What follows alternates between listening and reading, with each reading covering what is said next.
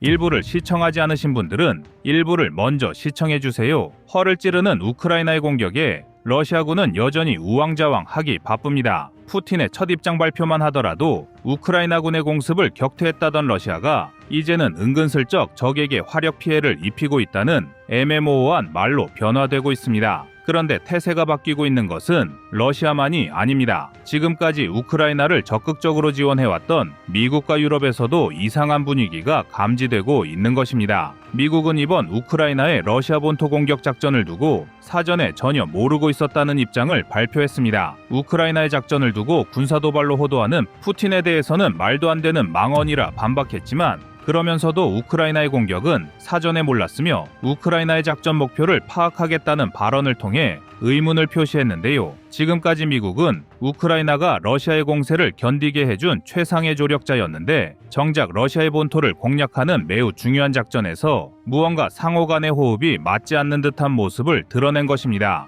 이와 동시에 일각에서는 우크라이나의 러시아 공격을 두고 불필요한 공격이었다는 비관론까지 제기하기도 했는데요. 그래서 준비했습니다. 오늘은 우크라이나의 러시아 본토 타격을 둘러싼 각국의 전략적인 반응들과 반격을 위한 우크라이나의 전력에 대해 알려드리겠습니다.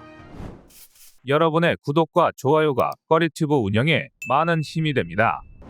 쿠르스크 일대의 자세한 전황이 알려지면 알려질수록 우크라이나의 이번 군사작전은 전술적으로 상당한 완성도를 보여주고 있습니다. 다수의 장갑차를 중심으로 기계화 부대를 동원하여 방어선이 약한 러시아의 쿠르스크 일대를 신속하게 치고 들어간 전략적 판단이 매우 효과적이었습니다. 러시아의 국경지역 방어선이 허술한 방비를 보이는 것은 이른바 고기 분쇄기 작전 때문입니다. 러시아 우크라이나 전쟁이 소모전 양상을 띠기 시작한 이후 러시아는 도네츠크, 하르키우, 자포리자 전선 등에 병력을 집중한 뒤 우크라이나보다 많은 머릿수를 앞세운 인해 전술 작전을 구사해왔습니다. 국가의 전체 인구와 병력 숫자에서 앞선 러시아의 인해 전술이 당장은 효과를 보는 듯했지만 정작 특정 지역에 집중되어 있는 병력 구조는 오히려 러시아의 다른 국경 지역을 약화시켰습니다. 결국 빈틈이 드러난 쿠르스크 일대는 우크라이나군의 공격을 막지 못하고 있으며 해외 매체들의 보도에 따르면 우크라이나가 최소 15km 이상 진격에 성공했다는 소식과 함께 추가적인 병력과 장갑차까지 쿠르스크 지역으로 투입하며 승기를 잡아나가고 있다는 다양한 분석까지 제기되고 있습니다. 우크라이나가 쿠르스크 지역을 타격한 전술적인 이유는 러시아군을 쿠르스크 일대로 유도한 다음 에이브람스 전차가 다시 투입되기 시작한 아우디유카 등을 동시에 공격하려는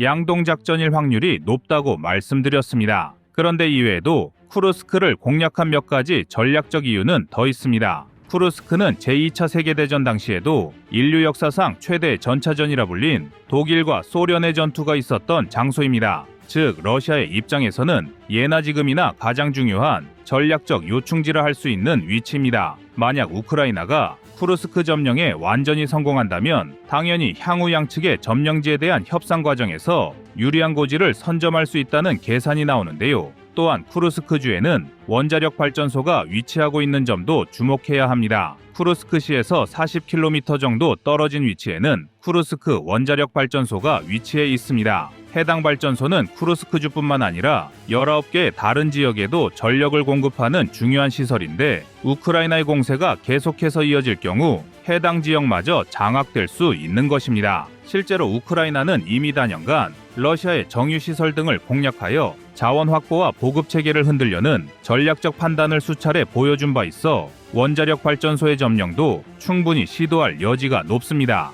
그런데 이러한 우크라이나의 공세를 두고 정작 지금까지 우크라이나를 지원해온 미국과 유럽의 반응이 다소 의아합니다. 그동안 몇 차례 시도했던 우크라이나의 반격이 아쉬운 성과를 거둬왔던 채 처음으로 러시아의 본토를 타격했음에도 미국과 유럽의 반응이 생각보다 미지근한 뉘앙스를 드러내고 있는 것입니다. 우크라이나는 지금까지 계속해서 자유진영을 상대로 러시아의 본토 공격 허용을 읍소했습니다. 그렇다면 당연히 이번 작전을 두고 미국이나 유럽과 군사협력 또는 정보 공유가 가능했음에도 불구하고 정작 미국은 사전에 공격 시도를 인지하지 못했을 뿐만 아니라 한편으로는 우크라이나를 지지하면서도 또 다른 한편으로는 여전히 확전에 대한 공포에서 벗어나지 못하는 모습을 보여주고 있습니다. 심지어 유럽의 군사 매체를 통해 전해진 포브스의 견해는 우크라이나의 이번 공습을 두고 역으로 귀중한 군사 자원을 불필요하게 낭비하는 것이라는 주장까지 제기되었습니다. 포브스를 비롯한 일부 매체들은 우크라이나가 일부 전선의 방어선 유지에도 쉽지 않은 상황에서 굳이 다른 지역을 공격한 것을 두고 목적과 유용성에 의문을 표한 것입니다. 그리고 이러한 미국 내 일부 반응의 이면에는 점차 미국이 전 세계의 패권을 통제하지 못하는 상황이 놓여 있습니다. 미국은 조속히 전쟁을 마무리하고 싶어 하지만 러시아 우크라이나 전쟁은 계속해서 장기화되고 있는 데다가 이란과 이스라엘이 대립하는 중동 지역도 확전의 위험이 고조되고 있습니다.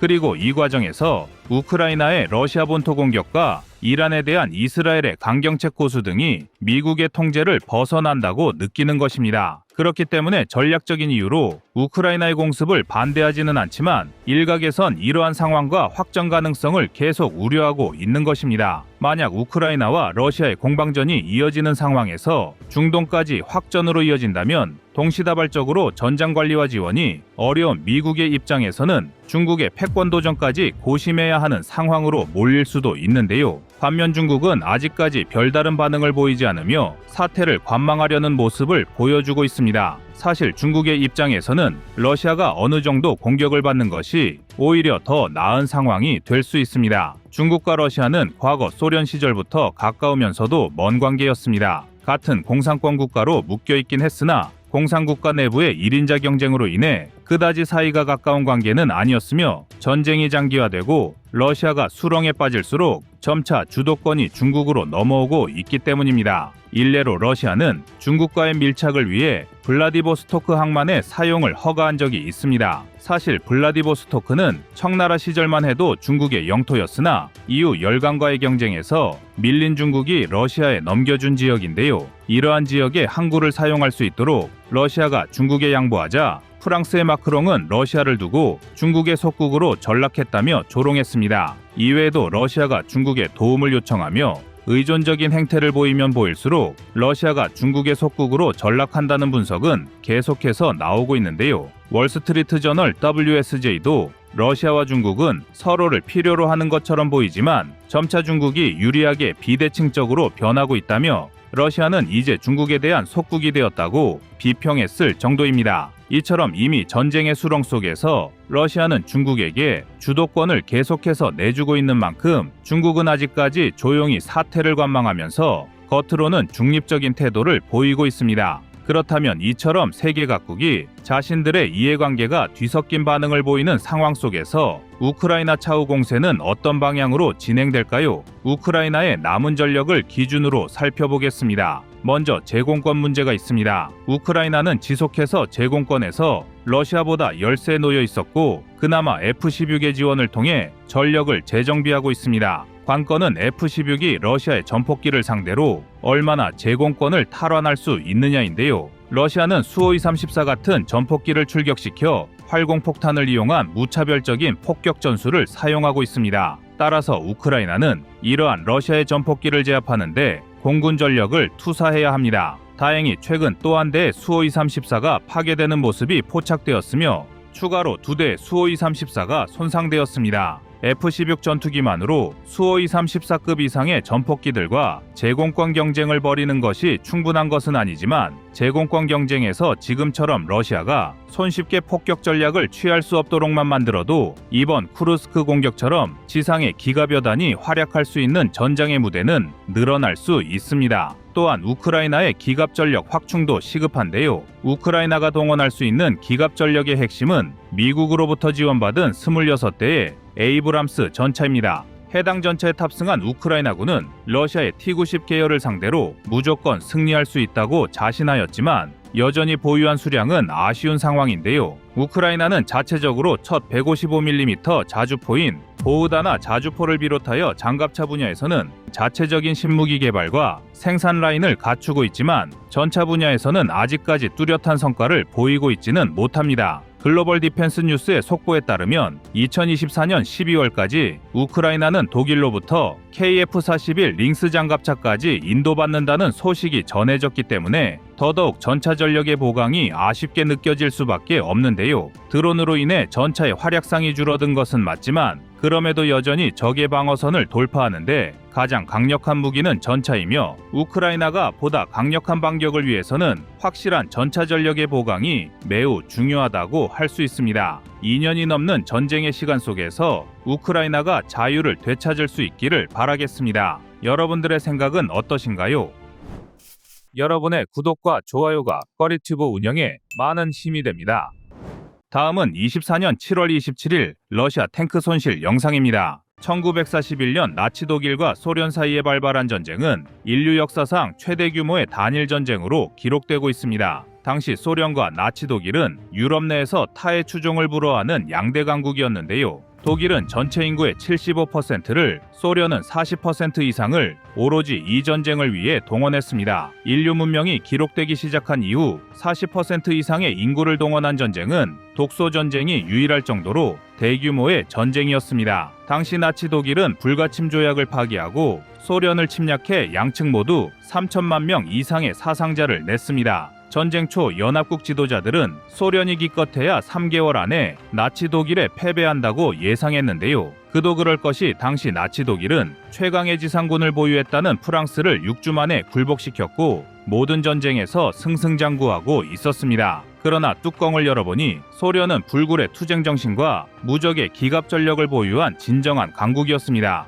사실 2차 세계대전과 관련된 기록물을 보면 노르망디 상륙작전 등 서방의 기록이 과장된 측면이 많은데요. 역사란 승자의 기록이란 말처럼 전쟁에서 승리한 연합군은 소련군의 전적을 의식적으로 깎아내렸습니다. 냉전 종식 전까지 서방의 지도자들이 구소련의 군사력에 공포심을 느낄 정도로 당시의 소련군은 막강했고 결국 나치 독일을 물리치고 승리했는데요. 비록 승전국은 되었지만 대부분 국민이 배급을 받아야 할 정도로 경제가 파탄났으며 어마어마한 수준의 인적-물적 피해를 입었습니다. 그런데도 소련은 서구의 상상을 뛰어넘는 동원력으로 미친 복구 능력을 보여줬고 전쟁을 계기로 동유럽 전체를 자국의 세력권 안으로 편입하는 데 성공했습니다. 그리고 힘든 상황에서 얻어낸 값진 승리의 기억은 여전히 러시아인의 기억에 남아있는 것입니다.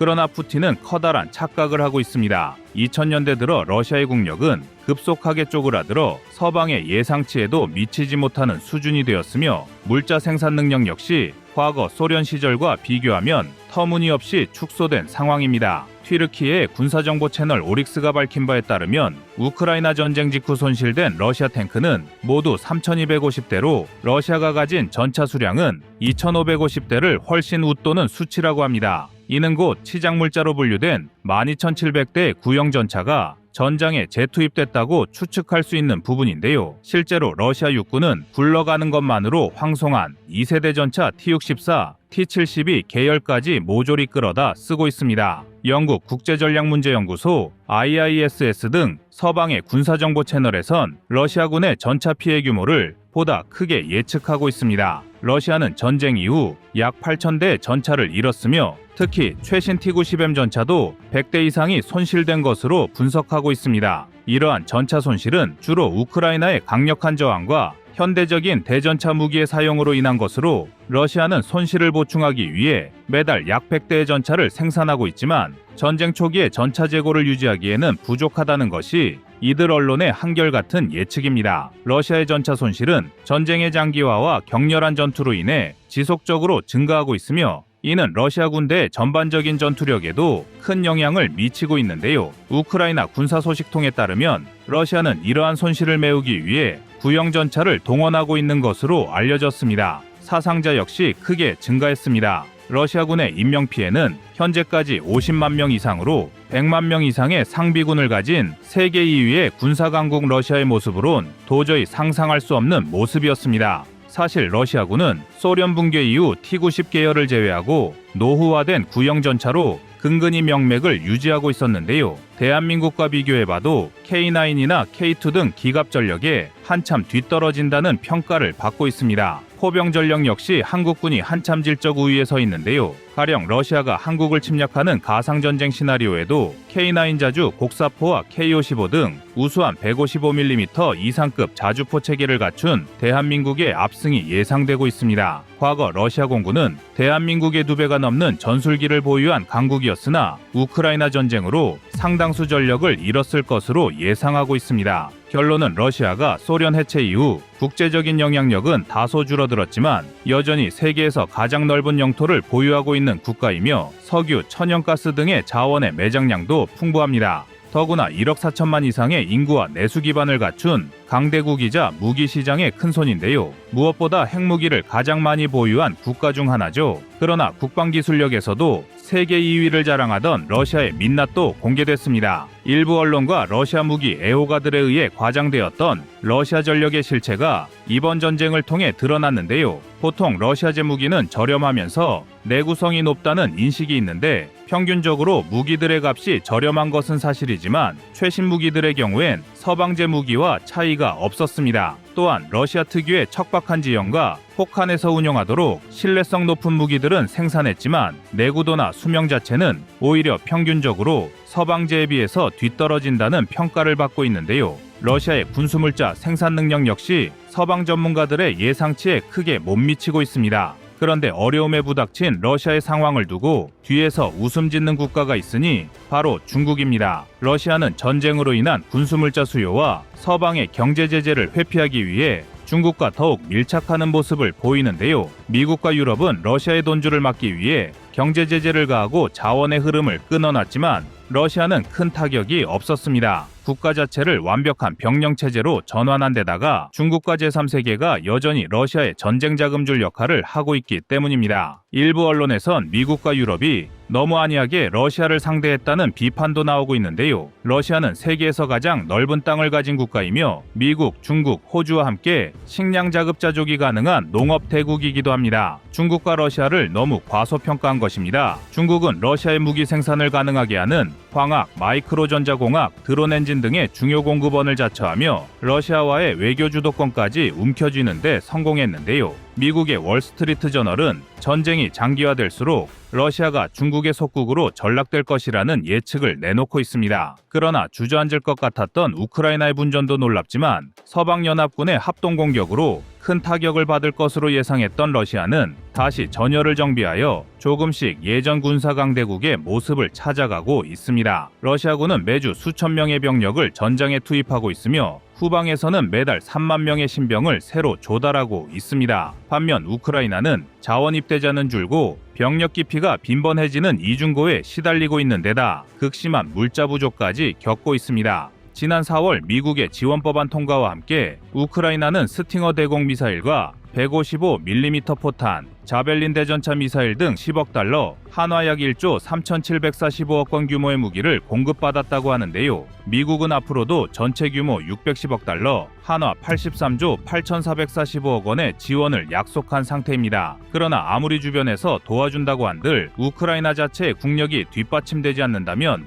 우크라이나가 반전을 기대하기는 점점 어려울 전망입니다. 특히 전쟁으로 막대한 기반시설 피해를 본 우크라이나가 전선의 상황을 역전시키기란 쉽지 않습니다. 일단 미국과 유럽으로부터 물자 지원은 받았지만 이것이 지속적인 지원을 담보한다고 할 수 없으며 이러한 일회성 지원 패키지로는 세계 2, 3위의 군사대국 러시아와 중국을 막을 수 없기 때문입니다. 전술한 대로 러시아는 전쟁 초기 미국과 서방의 제재로 자금난과 물자난, 병력난에 처했지만 완벽한 병영국가 체제로의 변신을 꾀했고 현재는 어느 정도 성공한 상태입니다. 러시아 내 대부분의 산업시설에서는 군수물자를 생산하고 있으며 중국과 이란 등 확실한 우방의 지원 또한 받고 있는데요. 단기전을 포기한 지금 러시아는 차후의 후환을 남기지 않기 위해서라도 우크라이나를 지도해서 지워버릴 계획을 세우고 있습니다. 병력 손실을 최소화한 상태로 버틴다면 우크라이나가 자멸할 것이라는 러시아의 계산은 과연 정확할까요?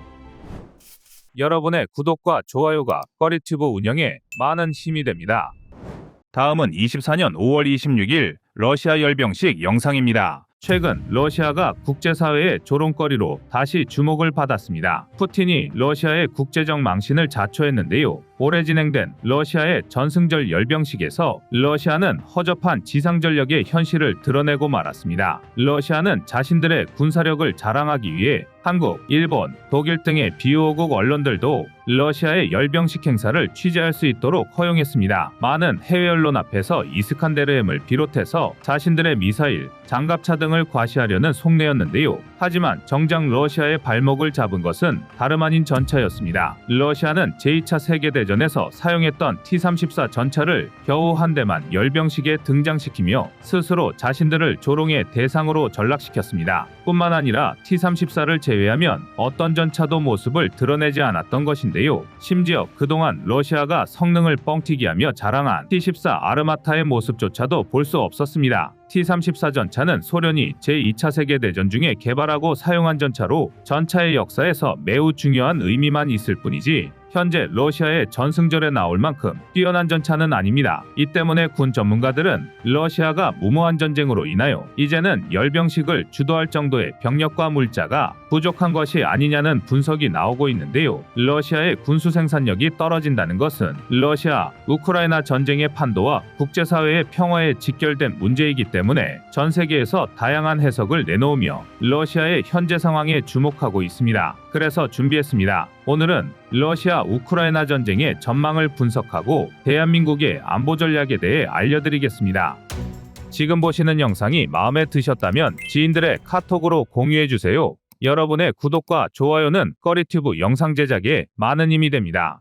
러시아 우크라이나 전쟁이 끝모를 수렁에 빠져든 지 벌써 2년이 넘는 세월이 흘렀습니다. 여전히 러시아는 국제사회의 평화를 위협하고 있으며 우크라이나는 전쟁의 피해 속에서 헤어나오지 못하고 있는데요. 그런데 얼마 전 러시아가 전 세계를 상대로 다시 한번 자신들의 국력이 다하였음을 보여주는 사건을 발생시켰습니다. 러시아가 주관한 전승절 열병식이 이전보다 훨씬 초라한 모습으로 진행되었기 때문인데요. 특히 전 세계 국가들이 주목한 것은 T-34 전차였습니다. T-34 전차는 무려 80년 전에 소련이 주력으로 사용했던 전차입니다. 사실 T-34가 열병식에 나타난 것 자체는 그리 놀라운 일이 아닙니다. T-34는 제2차 세계대전에서 소련의 승리를 상징하는 의미가 크기 때문에 그동안 열병식에서 항상 선두주자를 맡아왔었습니다. 그러나 이번에는 그 모양새가 이전과는 많이 달랐다는 것이 문제였습니다. 대규모의 T-34가 열병식의 선두를 맡은 것도 아니었으며 T-34 뒤로 모습을 드러낸 신형 전차가 단 한 대도 보이지 않았던 것입니다. 겨우 한 대의 T-34 전차만 볼 수 있었으며 러시아가 그동안 에이브럼스와 레오파르트보다도 우월하다고 선전했던 T-14 아르마타마저 모습을 볼 수가 없었습니다. 이 밖에도 러시아는 3년 만에 항공기까지 동원했지만 과거와 비교해 규모와 시간이 대폭 축소된 열병식을 진행했는데요. 이에 현재 러시아의 군수물자 생산이 매우 힘든 여건에 처한 것이 아니냐는 분석이 제기되었습니다. 러시아는 소련 시절부터 전통적으로 대규모의 열병식을 통한 군사력 과시에 진심인 나라였습니다. 제2차 세계대전 당시 독일의 파상 공세의 모스크바 등의 위험에 처한 상황에서도 지금보다 더 큰 열병식을 개최하며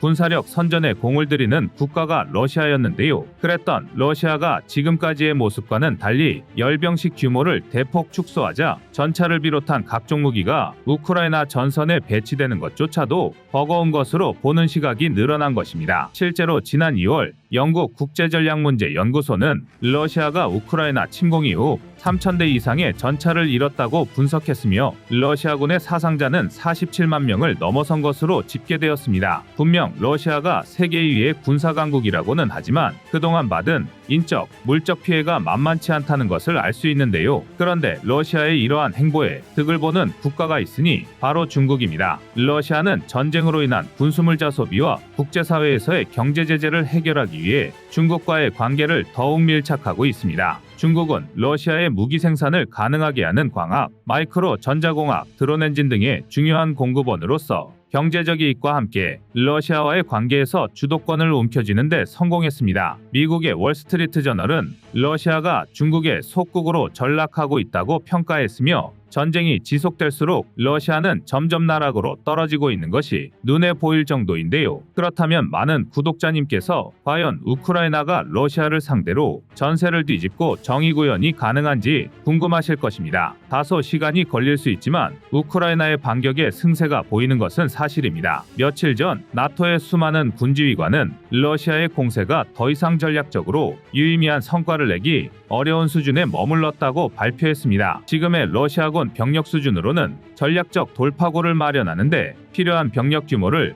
확보하지 못하였다는 것입니다. 나토 동맹국 최고사령관은 막대한 양의 탄약과 방어체계, 장갑차 등이 우크라이나로 운송되고 있어 충분히 반격이 가능하다는 것을 강조하기도 했습니다. 다만 지금 당장 우크라이나가 유의미한 반격 성과를 내기는 어렵습니다. 정확한 판세는 2025년이 되어야 한가름할 수 있을 것으로 보이는데요. 610억 달러, 하나 약 82조 원에 달하는 미국의 군사 지원이 완료되고 반격 태세를 재정비하는 데 걸리는 시간을 감안하면 2025년이 되어야 본격적인 반격 작전이 가능한 상황입니다. 최근에는 우크라이나가 러시아 본토를 타격하는 걸 반대해왔던 미국조차 러시아 본토를 타격하는 것은 우크라이나가 결정해야 할 문제라며 러시아 본토 타격을 암묵적으로 허용하는 발표를 내놓기도 했습니다. 또한 나토에서는 러시아의 우크라이나 침공 이후 처음으로 우크라이나에 직접 병력을 파견해 군사훈련을 돕겠다는 의지를 드러냈습니다. 다만 여기에는 한 가지 변수가 남아 있습니다. 올해 연말에 예정된 미국 대선에서 트럼프가 당선될 경우 우크라이나는 급격한 수세에 몰릴 위험이 있는데요. 트럼프는 러시아의 우크라이나 영토 일부를 내주는 방안을 검토하는 등 전쟁을 신속하게 종결시키려는 의도를 가지고 있습니다. 이렇듯 아직 끝나지 않은 러시아 우크라이나 전쟁은 비단 유럽과 서방 세계만의 문제가 아닌데요. 이 전쟁이 대한민국의 안보에도 많은 영향을 끼치고 있기 때문입니다. 특히 북한이 러시아와 밀접한 관계를 형성하고 있다는 것이 문제인데요. 북한이 러시아에 122mm, 152mm 포탄을 지원했다는 소식은 이미 많은 분들께서 알고 계실 것입니다. 그런데 전쟁이 장기화되면서 이제는 단순히 포탄만 오고 가는 수준이 아니게 되었습니다. 대한민국 정보당국이 포착한 정황에 따르면 북한이 해외 기업으로부터 반도체 등을 조달 중인 것이 포착되었는데요. 이는 북한 측에서 새로운 신형 무기 개발에 착수한 것으로 의심되는 사례입니다. 북한에서는 1970년대에 생산된 노후 무기를 러시아에 지원하는 것으로 대거 처분한 다음 그 빈자리를 새로운 무기들로 채울 위험이 있는데요. 북한과 러시아의 포탄 거래 과정에서 러시아의 군사 기술이 북한으로 흘러갔을 것이란 예측에 더해 신형 반도체 조달 정황까지 포착된 이상 이제 북한의 신무기 개발을 단순한 보여주기식으로만 받아들이는 것은 위험하다는 것입니다. 이와 더불어 군 전문가들은 북한이 러시아 기술을 도입하여 무기를 생산한 후 완성된 무기를 다시 러시아에 제공하는 무기거래 커넥션에 대한 감시도 필요하다고 분석했습니다. 그런데 더 큰 문제는 이게 전부가 아니라는 것입니다. 더 큰 문제는 중국이 러시아와 북한을 양면에서 지원하고 있다는 것인데 중국은 과거부터 북한을 사실상 속국이나 다름없이 취급할 정도로 많은 영향력을 행사했습니다. 여기에 러시아마저 중국에 대한 의존도가 높아지며 중국은 북중러 3국 중에서도 확실한 맹주 노릇을 하려 합니다. 그러면서 중국은 뒤로는 러시아와 북한에 대한 불법적 지원을 아끼지 않고 앞에서는 미국과 패권 경쟁을 주도하고 있는데요. 미국이 러시아를 상대로 우크라이나 지원에 많은 자원을 쏟는 상황에서 중국까지 견제하기엔 힘에 부치는 것이 문제입니다. 이러한 중국의 팽창을 저지하기 위해서는 대한민국이 미국과의 군사협력 및 동맹 강화와 함께 대만, 동남아시아로 이어지는 국가들과 두터운 저지선을 형성해야 합니다. 특히 최근 들어 미국은 필리핀과 군사협력 수준을 높이며 남중국해 어디에서든 필리핀과의 상호방위 조약을 적용할 것이라 선언했습니다. 이는 명백히 미국이 중국을 확실히 견제하겠다는 의도인데요. 우리의 동맹국인 미국이 중국의 견제를 위해 동남아시아 국가들과 군사협력을 증대하고 있는 만큼 대한민국도 이와 함께 군사협력 기조를 강화할 필요가 있습니다. 미국이 혼자서 북중러 전부를 견제하기 어려운 시점에 세계 군사력 5위의 대한민국이 중국의 군사 팽창을 선제적으로 조치하는 것만이 더 큰 안보 위협을 막아내는 지름길입니다. 막강한 군사력을 가진 대한민국은 러시아와 중국에도 상당한 부담인데요. 그래서 러시아와 중국도 대한민국을 견제하려 안간힘을 쓰고 있습니다. 지금까지 대한민국은 군사무기를 우크라이나에 지원하고 있지 않습니다. 우크라이나 측에서 105mm 포탄의 지원을 간절히 원하고 있음에도 인도적 차원의 지원만 하고 있는데 러시아는 사실을 날조하며 한국에 여러 차례 위협을 가하고 있습니다. 마치 대한민국이 전쟁에 개입하고 있는 듯한 발언을 하며 양국 관계가 파탄날 수 있다는 망언을 여러 번 내뱉은 것입니다. 그래놓고 정작 러시아는 중국과 북한으로부터 무기를 지원받는 이중적인 태도를 보이고 있습니다. 이는 다시 말해 대한민국의 군사적 역량이 언제든 북중러를 압박할 수 있다는 것을 의미하며 러시아도 이를 사전에 견제하려고 하는 것입니다. 그럼에도 불구하고 대한민국이 적극적인 군사행동을 자제했던 것은 적성국들이 두려워서가 아니라 자유와 평화를 추구하는 대한민국의 헌법 정신 때문이었습니다. 그러나 적성국들의 도발 수위가 높아지는 지금은 보다 적극적인 군사협력을 통해 대한민국의 안보 전략을 새롭게 구축하는 것이 매우 중요해졌습니다. 그러면서 대한민국의 경제적 이익에도 새로운 접근이 필요해졌는데요. 나라의 경제력과 군사력은 밀접한 관계를 맺고 있습니다. 경제적 이익이 증대되면 군사력도 같이 강화될 수 있고 반대로 나라의 경제가 흔들리면 막대한 예산이 들어가는 국방 분야도 같이 흔들리기 마련입니다. 그동안 대한민국은 유럽에 대한 러시아의 위협이 증대될수록 방산무기 수출을 통해 많은 경제적 이익을 취해왔습니다. 특히 우크라이나와 국경을 맞댄 폴란드, 루마니아가 한국산 무기의 구매에 많은 돈을 투자하였습니다. 그리고 이제는 미국과 중국의 관세 전쟁이 발발하였는데요. 미국은 중국을 견제하기 위한 관세 증가와 함께 동맹국들의 적극적인 참여를 요구하였습니다. 전문가들은 미국의 이러한 조처가 단기간에는 한국의 경제에도 유리하게 작용할 것이나 장기적으로는 한국에도 부정적인 영향을 줄 수 있다고 분석했는데요. 중국을 견제하기 위해 적극적으로 참여하면서도 대한민국의 경제 타격은 최소화하는